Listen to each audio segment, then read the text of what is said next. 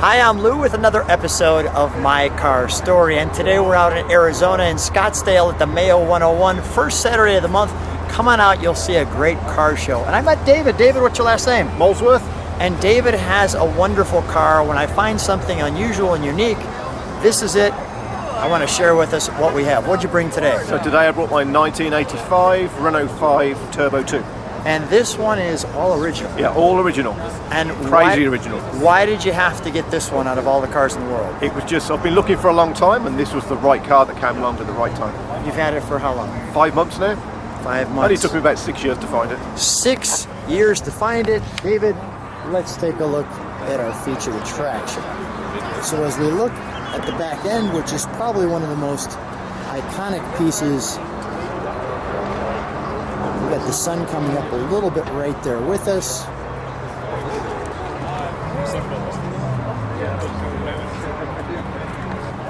Now, you were sharing with me one of the reasons why you needed to have this car was because as a kid, it was just a fan favorite.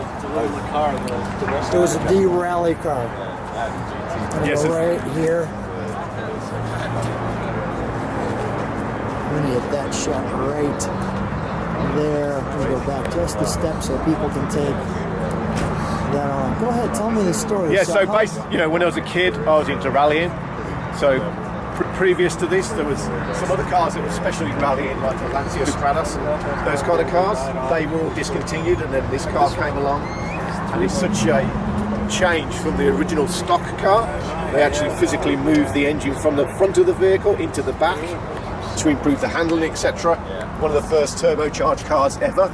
So a successful rally car in its day, but was overtaken by the Audi Quattros when the four-wheel drive came in. But in that little sliver of time, very successful car. And even there's a big difference in the size of the back rims versus the front rims. I mean, yeah, and these are very special wheels. So these are actually metric wheels, which are very rare, very hard to find tyres. There's only one place in the country you can get the tyres for these things. Right? So metric was going to be the next big thing,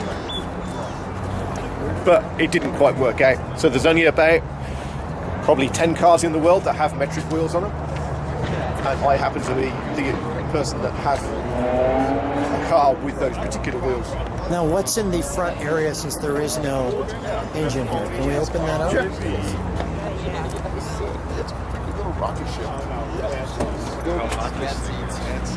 Probably pretty bad.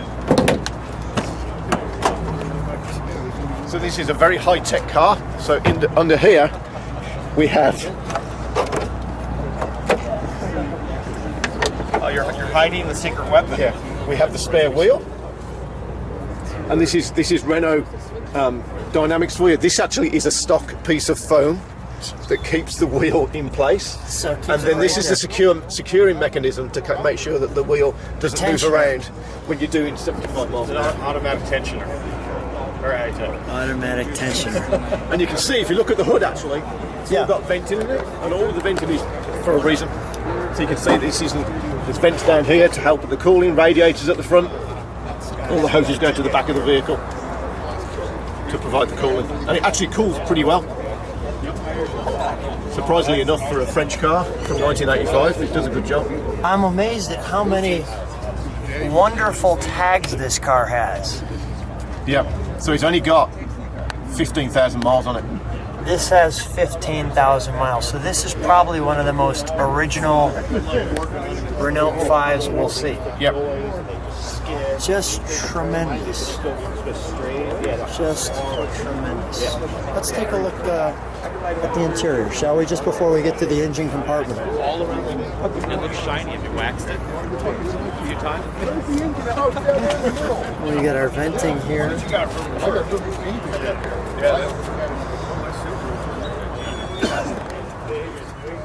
Let me show the overall interior. So the only thing that's not original on the vehicle is the seats. But they're from the period. So this was owned by a collector, and he didn't like the original seats, so he took them out and put these in.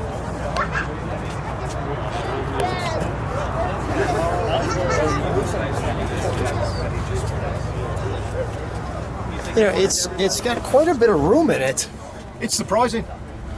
It really is. I mean, it feels very comfortable in here. It's very civilized for what it is. If you know about the history of the car, you'd think it would be just more of a beast or hot, beast, yeah. and it's very civilized. I mean, what people don't realise is that they actually built 4,000 of these cars. They started off with 400, but they actually built quite a few of them, so it's quite well developed for this kind of car. If you see some of the other ones where they only built 200, yeah, those cars are they're fun, but they're not very civilized. This is kind of civilized. Yeah. Yeah, it's really, you know, very simplistic, very nice, 85 gauging. Yep. Everything's easy on the instrumentation.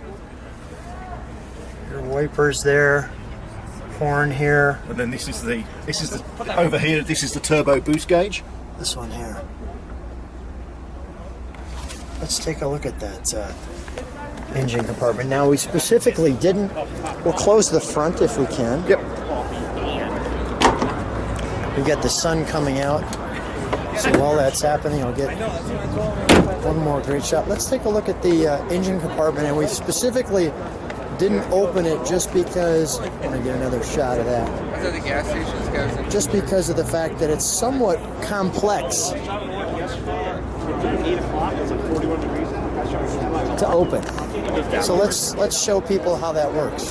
Yeah, this is all part of the experience of owning the vehicle. Trying to open it up, that's all part of the fun. So when you're at a show and people ask you to look at the car and want to look at the engine, you need to prepare them that it's not 2 seconds. It's a little bit more than 2 seconds. And let me add, what is the reaction now that you've had this car? Has it been what you've expected? No, it's been a lot more people know about it, and the biggest surprise is that young kids know about it because it's one of the cars on the video games. Is that right? Yeah, so finally they're seeing it. Yeah, they're seeing it and they're like, it's the same reaction. Everybody who knows what it is, they just want to spend hours on it. So I get people who spend a lot of time with the car, rather than my other cars, they'll just walk up and kind of just take one picture and move on. People want to spend time with this car because they know it from the video games and they know it from the history and they know it's rare. So then they want to spend time at it, looking at all the little pieces so they can actually understand more about the car. That's pretty cool. And one of the pieces that's really cool too is this black piece here that comes up and is actually a spoiler, as you see there. Let's take a look at the, and you can see as the sun's coming up, showing the side of this one. I'll show it one more time. How the sun just hits that just right. Let's take a look at the engine compartment.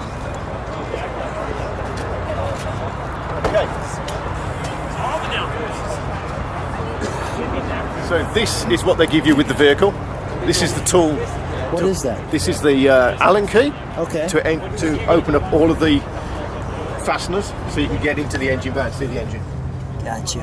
All of our fasteners. Yeah. Okay. And these are the standard. This is stock. This is aftermarket, Okay. but period aftermarket. Okay. So when you look at the back of them, this is all German. This was actually a German car originally. Yeah. This is all German technology from the day. Beautiful. I'm trying to get people to understand what this is. What is that? This is the amplifier. This Oh, for the okay. tweeters. This is all very advanced in the day, but today everybody, when you take it anywhere, people are like, what's that doing? What's funny story, Yeah. when I got the car, Yeah. it had a blank punch stereo in it, Yeah. and I didn't know how to operate it, so I searched for the stereo on the internet. The only place I could see it was in the Munich Museum of Radios. That's the only place I could find any information on that radio, how to make it work. So eventually we made it work, but it took me like 3 weeks to work out how to tune a radio station. Great story. And what was crazy? Yeah, it is crazy. What was crazy? The car was tuned into an 80s radio station, so I could only play 80s music in it. It was like Christine from back in the day. It was kind of like a haunted car. The only radio station that worked was 80s music, so it was a bizarre experience. But we got it to work in the end. It's all part of the fun. Okay, so Wonderful, David. Wonderful. So you have to unplug your speakers. And you take your parcel shelf out. This is not Formula One speed.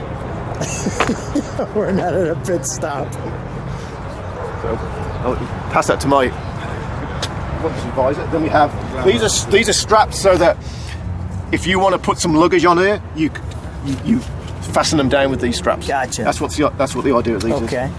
And Just want to make sure I don't burn my hand as I open it. Is it hot in here when you're driving? No. Okay. It is not. It's shocking. It's really surprising. So you have all these that you need to undo. Let's see, they pop right up. Yeah.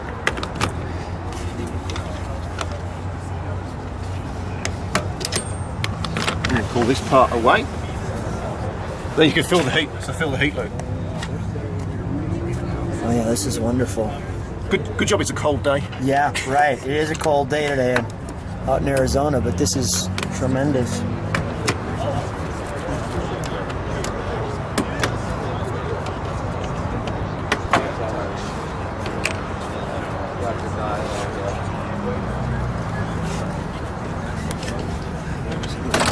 Jig it.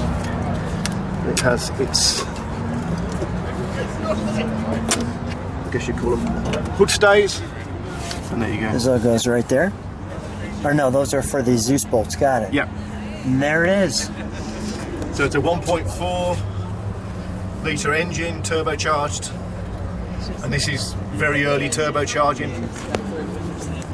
From the Formula One days, Renault were the first people to turbocharge a Formula One car and be reasonably successful, and that technology moved into this car. So in the day, very advanced. Today, not very advanced. But even so, wonderfully how you've got carburation, you've got exhaust here, carburation. What is it? It's mechanical fuel injection. Fuel injection. Okay, so it's right in. Yeah. Got it. Okay. So you have to think this car was originally developed in the late 70s. Yes. And this is 1985, so obviously a later version. But all that technology is late 70s, turbocharged, fuel injection. And I see all of this rigging here to have the venting go through the car to take that heat off. Yeah, and it's very good at pulling the heat out. And all of this is all of these coating, all that is stock. So even though it looks like it's kind of aftermarket, it's not. It's all stock. And you can see down here, it's got the oil cooler. Oh yeah, there's our oil cooler right there. So the haunches are required to enable it to pull air into the rear cab. Got it. And this actually helps extract air, so when the car is stopped, after 2 minutes, the fan will come on to start to pull the heat out. So it doesn't pull the heat out straight away, it waits for 2 minutes, then it actually extracts the heat out of the engine bay. That's wonderful. Which is really cool. Let's fire it, shall we? Let's keep the engine compartment open for a moment. Unless you want to see if it starts. Oh, it'll start. And then we'll let it idle and we'll give it a rev.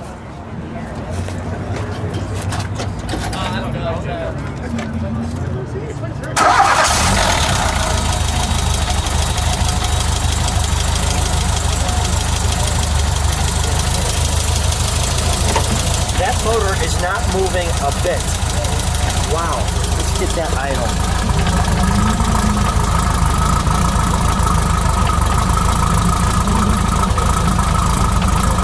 Let's give it a run, shall we?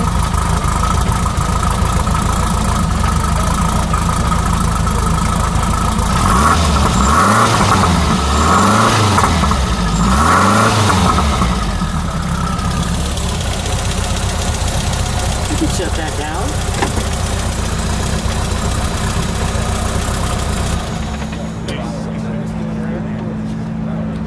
Well, David, what a treat. We're not going to put it all together for the people because that'll take a little more time. Right. But any final thoughts on your car before we sign off? No, I think, as I say, the one thing about it is it's very rare, so people who know it really want to spend time looking at it. And it's a treat to own because you do get to meet a lot of people with this car from all over the world. I have people that come from Bolivia, Ecuador. They come and talk to you about the car because they know about the cars in their own country. So although never sold in the US officially, it makes you meet lots of people, and they all come and see the car. And it's a good conversation starter. It's an instant friend maker. Yeah, exactly. David, what a treat. Thanks so much for being on the channel. If people like what they see, subscribe, give it the thumbs up. Thanks for being on My Car Story. Thanks.